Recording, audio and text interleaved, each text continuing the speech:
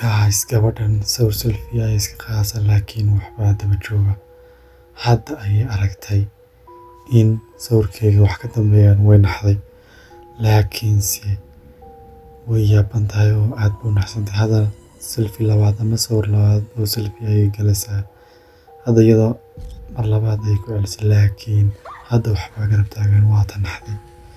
Waa dhulka ayay ku dhacday iyadoo aan fariirsan. Way yaaban tahay laakiinse hadda way eegaysaa. Waxay isku dayaysaa in ay sawir ka qaado guriga intiisa kale. Sawir ay ka qaado wax uguma dhex jiraan. Sawir ay dhanka kale ka qaado wax uguma dhex jiraan. Sawir kale ayay ka qaaday halkan wax uguma dhex jiraan. Laakiinse waxa isleedahay waxaan ku daba dhigtay waa maxay?